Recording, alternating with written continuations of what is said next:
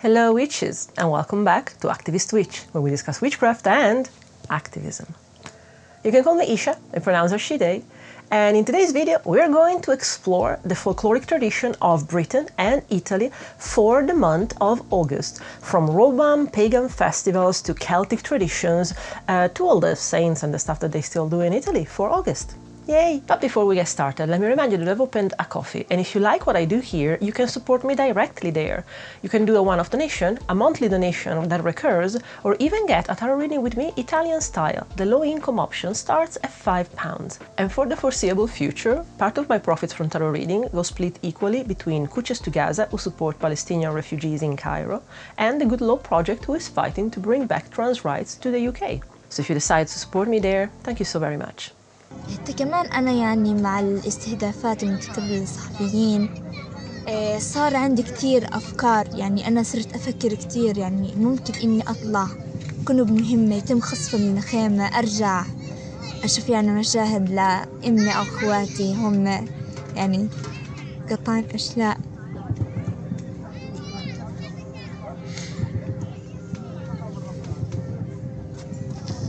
كتير يعني كتير بفكر بهذه الأشياء، يعني هذا عن جد كتير مأثر على نفسيتي أو يعني على دافعتي. يجب أن تستمري مهما كلف الأمر. عملك كصحفية مش جريمة. البلد محتاج الكفاءات من أمثالك يا ملك. في ظلم كبير هان بصير، شعب يقتل، شعب يجوع، وبلد تدمر، فلا بد من وجود كفاءات من أمثالك إنهم يوصلوا صوتنا لكل العالم، صوت الناس المظلومة والمقهورة. I felt sometimes that people do not seem to remember unless they are constantly reminded.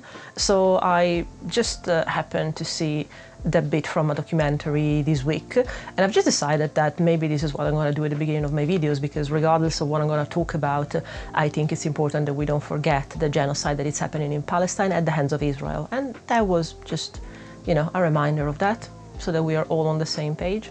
You can find a playlist with a Q&A about Palestine down in the description below. You can find links to Cuccias to Gaza if you want to donate directly to them.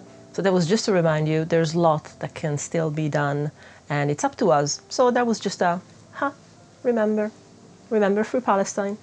Right, for the pagan festivals first, there are mainly 3 points that I've got here.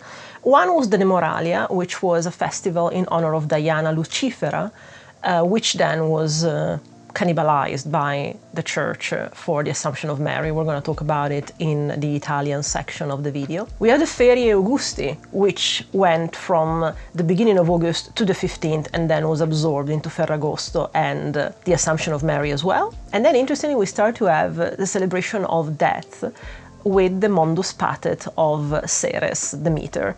We're gonna go into that into the Italian section. In the UK, for what concerns dates of what important things happen here, really mainly is the 24th and 25th of August, because there's the Notting Hill Carnival. It's a Caribbean carnival that was established in 1966, and it is led by the members of the British Caribbean community. It attracts almost 2 million people annually, and because of that, it's like one of the largest street festivals. So if you happen around London, it's an experience. We have already discussed the 1st of August, which is Lughnasad. Lughnasad is the pagan Celtic name. Lammas is not just another name, it's the Christian name. It was the feast of the loaf, Lammas. So I know, I used to do the mistake as well, like, oh, Lammas is easier because Lughnasad is very weirdly spelled for my mind. No, you can learn Lughnasad, that's it, because Lammas is the Christian absorbed version. What I found most interesting though is that the 1st of August in Wales here is called Calan Awst, which it's literally the translation from the Latin, so I imagine from when the Romans were here, because it's the calends of August, the 1st of August. Looking at the calendar, let's start off with the moons. We have our full moon in Aquarius that comes to us on the 9th of August. I am partial. I am an Aquarius, so I am directly in opposition to my sun now, because the sun is currently in Leo.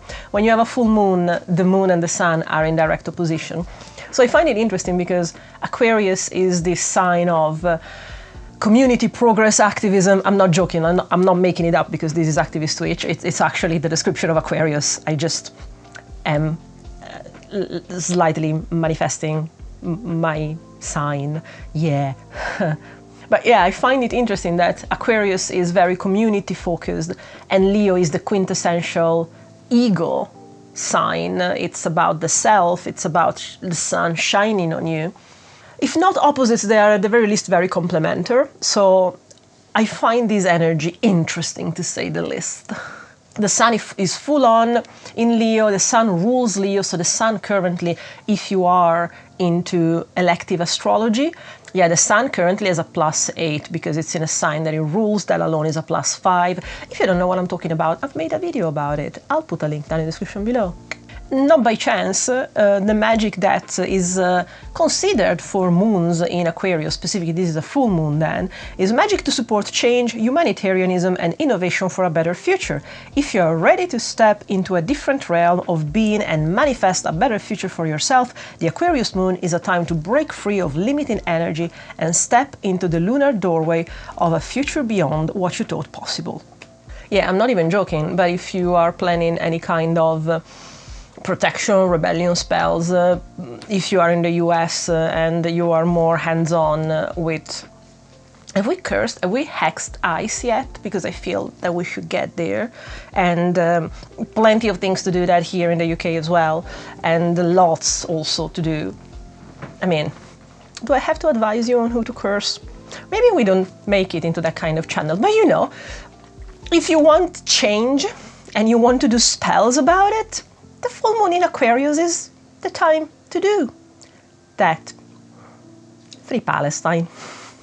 Between full moon and new moon, it's any kind of spell really that has to do with reduction, banishment, protection, things that you want to reduce, exactly like the moon reduces. And then we get into the new moon on the 23rd of August. 22nd of August, the sun moves from Leo to Virgo, and on the 23rd of August, immediately we have the new moon in Virgo. Now, Virgo is mutable earth sign, and it's ruled by Mercury. So there's this sort of connection between the mental side of Mercury, the airy Mercury, but the very, very practical part of Earth. And unsurprisingly, I am told that Virgo is the kind of sign and the kind of new moon in which you start to set the intention for all those things that need organization, that need a routine, that need things done in a certain proper, tidy way. So if you struggle with that and you would like to do a spell to set on this intention and then bring it into the material, the new moon in Virgo might be the time to do that. All Virgo favored efforts will receive the blessing of the cosmos. Begin habits, start a new health regime, and curate long-range plans. Cleansing under this moon, such as with lemon and rosemary, will energetically refresh your space and invite mental powers and efficiency. Reset and reorganize your space. I mean, again, I try to do that once a month. You can see my video on the house protection and what I do to cleanse and protect. I haven't done that in a while at the moment, so I am trying to... Probably I should use this new moon in Virgo to try and, at the very least, ask for the energy to come to me once a month to, you know, reset and do proper with my practice and with my ambiance. As I mentioned before, the British Almanac this year is set on a theme, and the theme is monoliths, megaliths, you know, all those things like Stonehenge. Well, for August, the megalith is Knowth, I'll write it. It's in Ireland, and it's a tomb, and it has apparently the oldest art anywhere in Europe. It's from 3000 and something BCE. I think it was put in August because legend has it that the wife of Lughnasad is buried here because this is a burial site. So because of that, then it was connected to this month for the British Almanac. But it's very interesting, and it has the oldest known illustrations of the moon and the sun and trying to make a moon calendar. So, you know, witches, we like these things. Now, usually I don't much go into the sky part because in the Almanac it just talks about, oh, what planets are we seeing and not. But August is a bit different. Why is a bit different? For two reasons. One, there's the Perseids. So we'll see it in the Italian bit, but on the 10th of August, there's the habit, the ritual of sitting outside on the night of San Lorenzo because you're gonna see shooting stars. Well, the shooting stars that you see, they're not actually on the 10th, they are usually the 12th, 13th. But it's because of the Perseids. It's because of this range of meteors that we go through in August as the Earth, and so we see the shooting stars because of that. However, because the full moon is on the 9th of August, there's a good chance that this year specifically, there's not going to be great chances to see shooting stars because the sky is going to be too illuminated. The moon is going to be amazing. Do you always fall in love with the moon when you just see the full moon? Because when I go out and it's clear and I see it, I swear, like am I spellbound? Probably. I don't know, I just cannot stop. Other than the Perseids, there's going to be a good astrological conjunction. Now, I don't usually talk about astrology because it's not my forte. I like it. I don't know if astrology likes me though. Especially because I do a lot of electional astrology, so it's a lot of maths really. So it's not that I excel at it, but I like it, it intrigues me.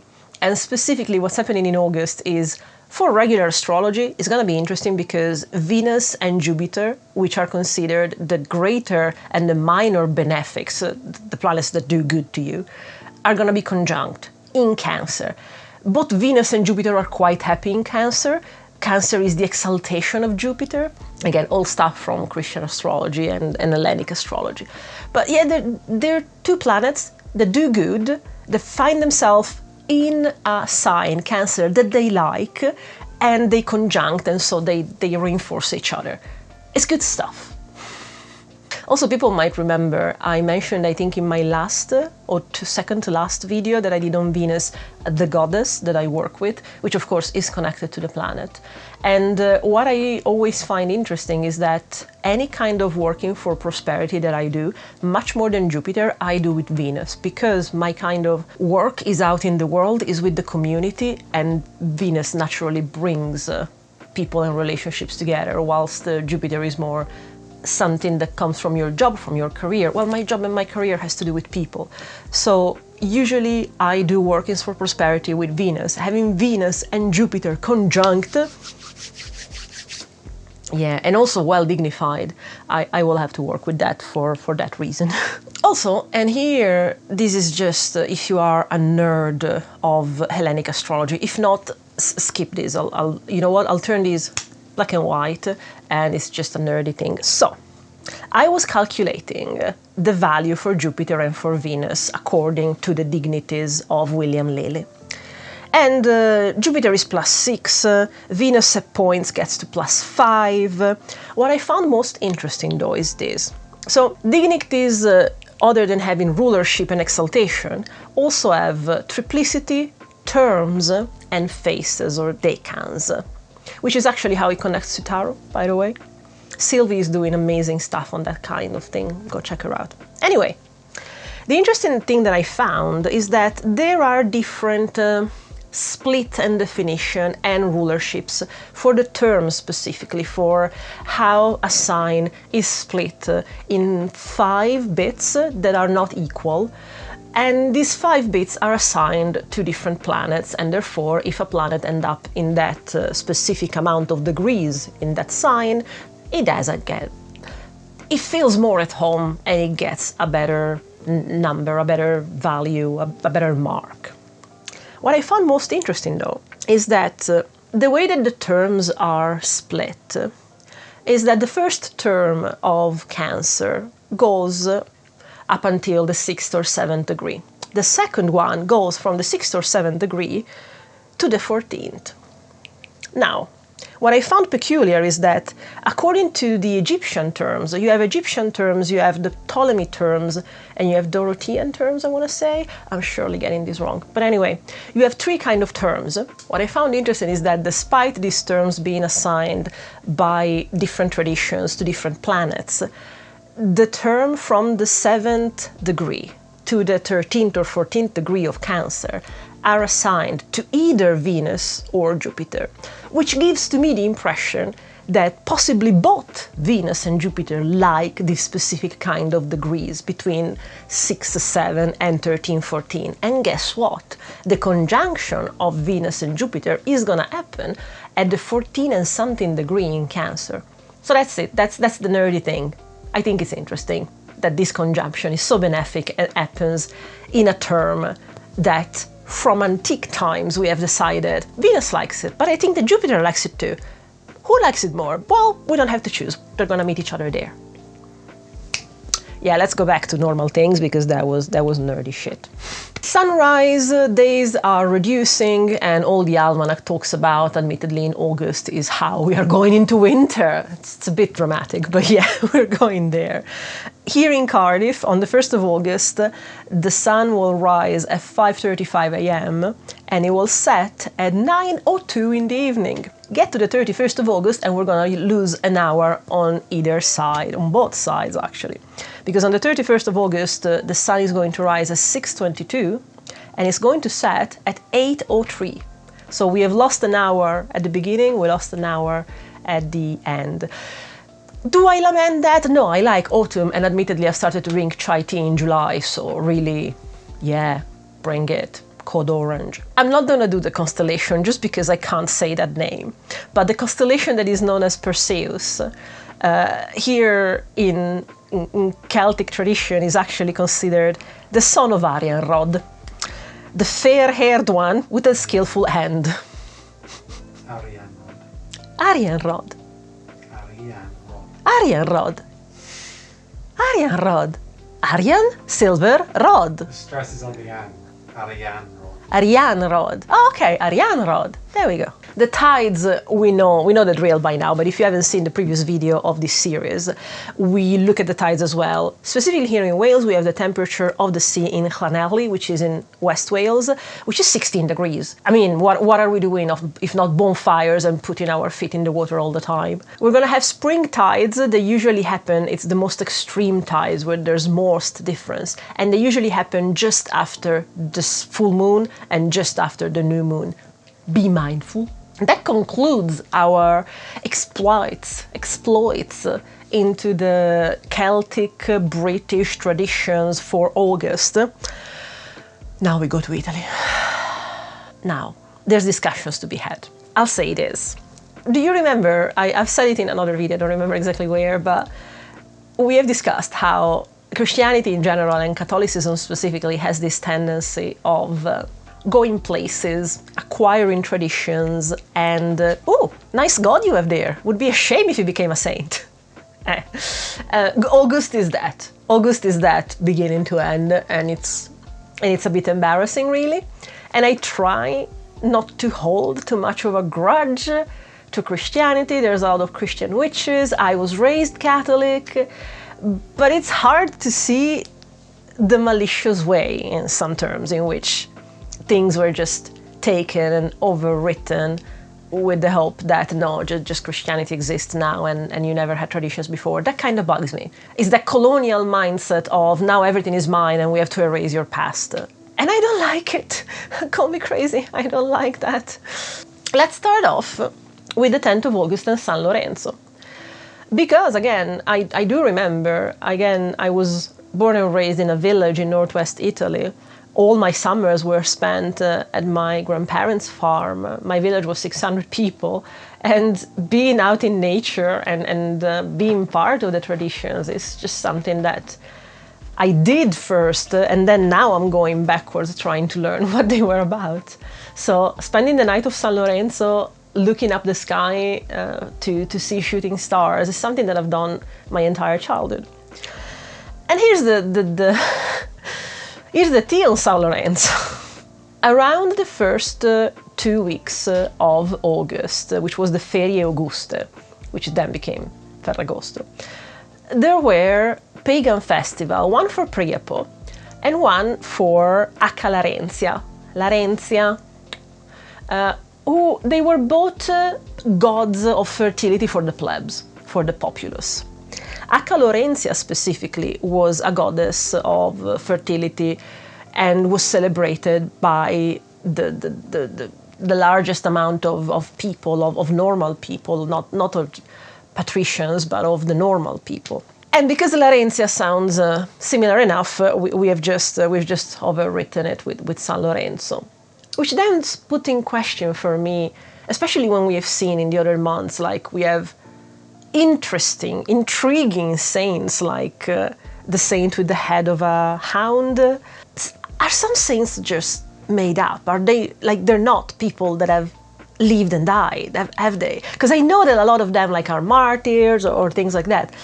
But we're getting to a point where I genuinely feel, having done this series since March, that the way that saints seem to overtake in pagan festivals that already existed, especially with names similar enough, or with traditions, or with legends close enough just so that they could be overwritten, the pagan ones, it makes me wonder, have the saints really existed as people? Because that's the foundation of saints. Like you live, you do something, and then you do 2 miracles, and therefore you are canonized a saint.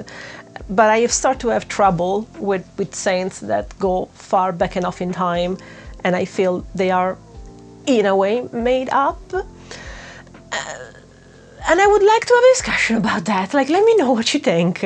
Because then we can discuss about the simple fact that whether they have existed or not as people, you know, common agreement and common belief can create, you know, egregories and stuff like that. So I'm curious. In this specific case of San Lorenzo, it seems too similar to be anything but we create someone that has a name similar enough to Acca Laurentia, and we just overtake her festival and we call it Christian now. You think that was bad as something overwritten and cannibalized by the Christian church? You have no idea. Let's go to the 13th of August, because the 13th of August, that then spans to the 15th. I think it's harsher for us witches, because here is what I found out. 13 to the 15th of August was Nemoralia. Nemoralia was this festival for Diana Lucifera, which literally meant the Diana that brings light. And there were processions from Rome to the Lake of Nemi. There were messages left on ribbons, on trees. There were all these lanterns that were supposed to reflect on the lake. And it was a celebration of Diana, Artemis, as a goddess of the moon.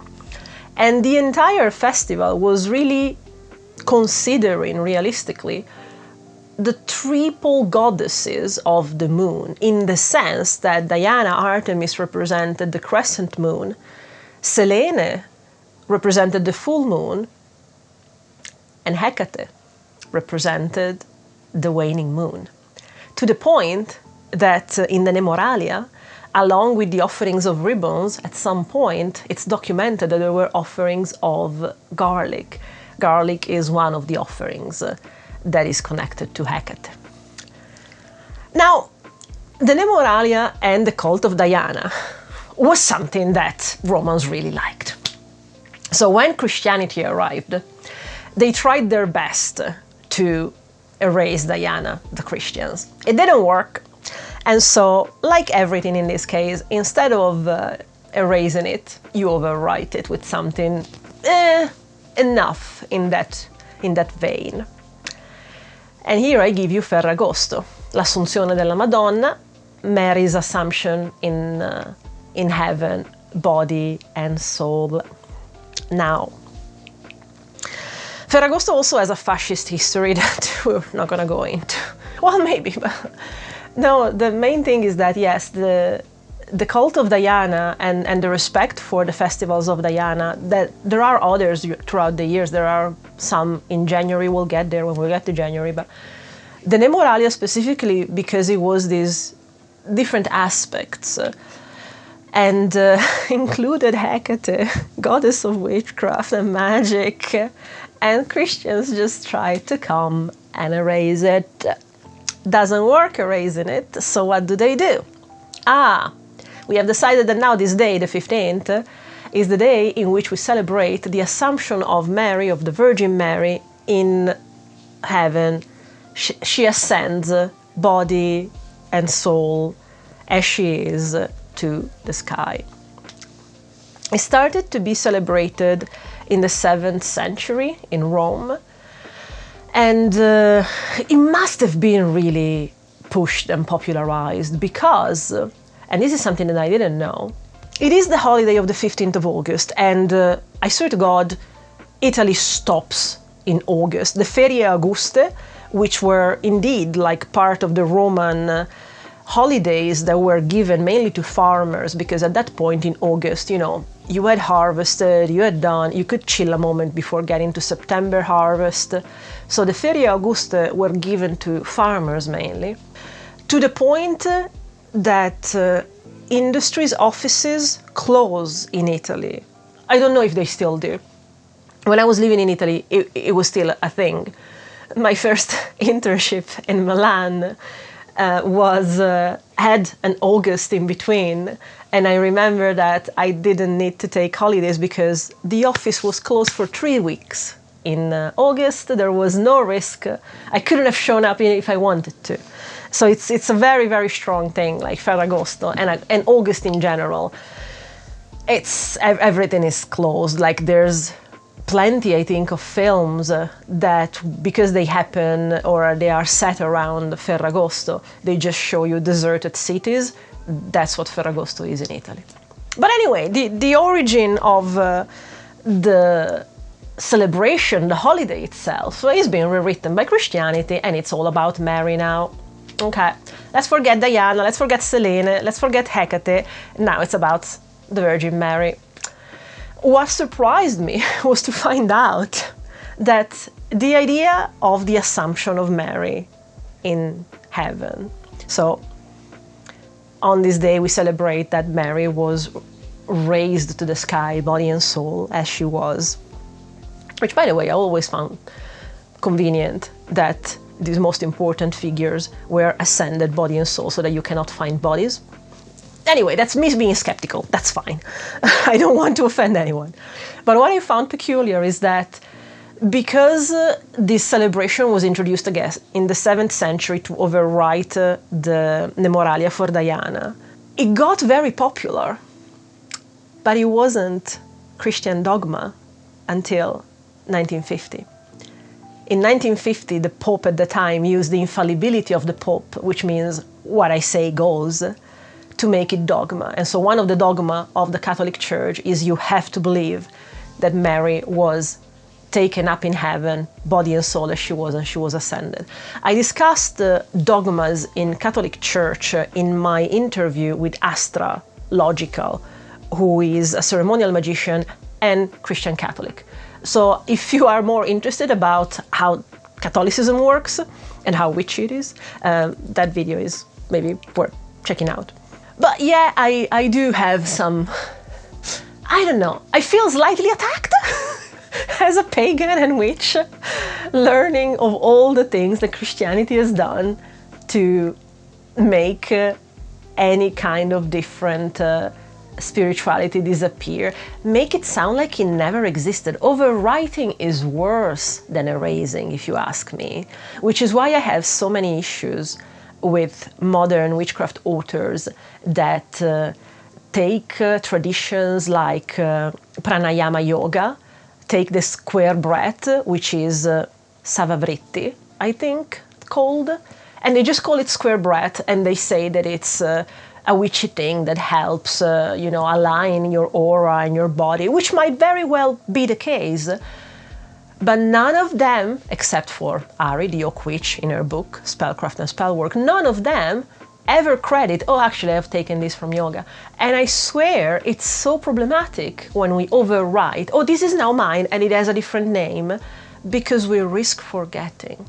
And when we forget something, there's the very serious risk that we forget along with it some crucial part that we didn't deem important enough to carry over that will get lost. Tradition that will get lost. And remembering everything is important, to either bring it with you or to avoid it happening again in the future. And look at the mess that is going out in the world right now, because we don't remember. Something also very interesting that happens on the 24th of August is the first of 3 dates I discovered in the Roman calendar, where they just opened the doors to the underworld. And yeah, during those days, the 24th of August is the first of these 3 days, the world of Ceres, the meter, was opened. There was literally this sacred stone to close this door, this cave, as a tomb, sort of. Well, on the 24th of August, this was opened, and the Manes, who were considered the good and blessed dead, were therefore thought to come into the world of the living and to walk in the world of the living, which, if you think about it, it's very much so in Halloween.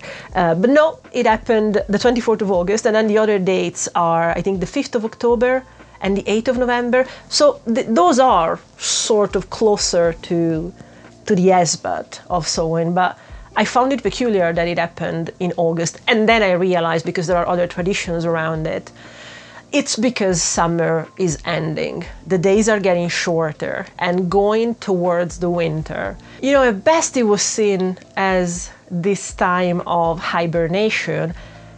At worst, there are things that go in hibernation that don't wake up again when the winter is over. So I kind of get it. I think it's a bit early to do it in August, but who am I to disagree? And the 24th of August was the Mundus Patet of Ceres, the meter, Ceres. And again, there was this idea that the good dead, the blessed dead, would come and walk amongst us. And therefore, you would offer to them, you guessed it, some of the fruits of the harvest. Because it's just nice. It's nice, isn't it? Which, honestly, learning this kind of makes more sense. One of the traditions that I have started immediately when I started my practice of witchcraft was my ancestral worship and work-ish. But something that I started to do immediately was the idea that when it comes autumn, admittedly, I have seen in supermarkets fruits that my grandparents used to grow in their garden. The allotment that was part of the farm, l'orto della casa, l'orto davanti a casa, not an allotment that you have to go to like here in the UK. It's weird. It's culturally very different. But anyway, persimmons were one of them, figs were another, and I have seen them in my local supermarket immediately, like in the autumn of 2022, and without, I think, even reading about the concept of the offerings to the dead, I was like, oh, if I take a persimmon home and I put it in front of the picture of my grandmother, maybe it's sort of me giving her the persimmon like she used to eat when she was here. So I like to find out retroactively that even in Roman times, yes, there was this tradition anyway, that you opened the door to Hades, and the good dead would come and you would give them offerings from the harvest so that they could have it. I think that Dia de los Muertos, for the little that I've seen through films like Coco, suggests the same. So the kind of tradition that there is around, I think it's the 1st of November as well. Il Giorno dei Morti in Catholicism is the 2nd of November, but I think, I don't know, let me know, because I don't know the culture of the Dia de los Muertos in Central and South America, but do let me know, because I'd love to know more than what Coco taught me, basically. And I like to see that there's this idea that you put out, you have all the pictures of your ancestors and you put food there that you do not consume because their spirits are coming and will take energy from it. I don't know, I love the idea, and I love now to find out that it's a very, very old idea. Romans had that idea too. But then, don't worry, the Christianity has overwritten it with San Bartholomew, I think, on the 26th, something like that. Something that I also found interesting discussing, there are different traditions that all come along the same meaning. In the mountains, the pastors, the people that minded the cattle, the herds of sheep, of goats, the 24th of August, so this day that in Rome they would open the doors to the underworld, well, even in more recent times, in the mountains, so I imagine in the Apennine and in the Alps, the 24th of August is the last day that you can have the cattle and herd on the high part of the mountain. After the 24th of August, you take them low again. I think practically because after the 24th of August and in September in general, it starts to get too chilly up the mountain. But the ritual and the tradition is because after the 24th of August, the top of the mountain becomes the domain of the dead as well, until winter that is over. So you do not keep the cattle there, you do not keep the herds there. That is not the domain of you, pastor, and your animals that are alive. That is the domain of the dead. And so you go down the hill. This coming down the hill is called the Desmalgade, just so you know. I think actually, if you have seen one of the series of Stanley Tucci in Italy, when he's in Abruzzo, they talk about moving the herds and the cattle and coming down from the mountains. That's it. Also, something weird that apparently happens, and it's seen in Tuscany at the end of August. So when you have harvested, and at that point you have turned around the dirt. Arare. What's arare? Fake. When you plow the land, and you do that at the end of August. And apparently when you were doing it in Tuscany, they worried that you would find La Batuffa. La Batuffa is this mythical creature that to me reminds me of a hag. Like in Baldur's Gate terms, it reminds me of the hag, because as the body of a woman, the head of a cow, and is not interested, gets out of her cave, and is not interested in men, finds a girl, takes her in, and this girl, after a few years, will become the new Batuffa. And I just really like that idea. Like, apparently it's equated in the Egyptian pantheon to Hathor and Knowth. I had no idea. I find it bizarre. I had no idea. I don't know where that came from to be in Tuscany, but cool. We have this Minotauress in yeah. And why not? Who wouldn't like that? Who wouldn't like that? On the 31st of August, there's some kind of divination. One of the reasons why there's not much of rituals and things to do in August is just that it's, again, overwritten from pagan times. And it's the reason why I haven't inserted many saints. Like, we're going to go through a couple of saint feast days, but there's no much ritual to do to it. So that's why this month we have kind of skipped them. But there's divination that you can do on the 31st of August if you manage to find a viewing point that lets you see the sunset properly. Because if the sun goes down and goes down in clouds, that will tell you that winter will be very bad and very cold. However, if you see the sun goes down and on the 31st of August, and it's clear and you see it go down to the land, to the earth, amazing. It's going to be, like, you know, quite a temperate kind of winter, which is nice, which is what we hope for. Especially in Italy, that can have really, really cold ones. A similar divination is done with corn cobs, and if the leaves are particularly thick, that supposedly is what tells you that winter will be very cold, the winter to come. If you find red grains in a corn cob, that's luck, you keep them. Last thing are the feasts.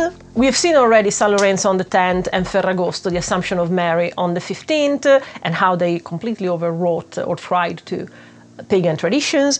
On the 16th of August, there's San Rocco, who is a vagrant healer. On the 26th, there's San Bartholomew, which sort of has to do with the rain and bringing the cold, sort of dragged something from the meter fest of the dead, but not quite. On the 27th, there's Santa Monica, who is the mother of Saint Augustine. I think they're one next to the other because supposedly Monica is the mother of Augustine. And because Saint Augustine is actually a person that existed, see why I have the doubt? Some saints exist, some don't, and I can't quite discern. And I don't think that the church wants us to discern. I don't love that, I'll be honest. But with Santa Monica, there is some sort of ritual or divination that you can do. Because Santa Monica was the mother of Saint Augustine. She is considered sort of the patron saint that you go to when you want to have news about a dear one that is far away. She was called upon a lot by mothers about their sons when they were sent to World War II in Italy, especially in South Italy. So apparently you call to Santa Monica, and whatever kind of noise you get after you invoked her, you divine from that. And after you've asked to Santa Monica to tell you how your dear ones is, if you hear an owl or a baby cry, it's bad news. However, if you hear a dog bark, a bird singing, or a train in the distance, that's good news. And then on the 28th is St. Augustine, and that ends, our adventures for August, which honestly, so far in this series, I think is the most robbed month that we have found. Nowhere, like in August, the Christian church has stolen from pagan festivals as much as now. Like that really, San Lorenzo and especially Ferragosto taken away from Diana, Selene and Hecate, I don't know. Let me know your thoughts, because I was a bit offended when I read it, I will not lie. I hope this was useful. If not useful, I hope it was entertaining, and I will see you next week for a new video. And until the next time, I really hope that we can hex the patriarchy together, because there's need for it.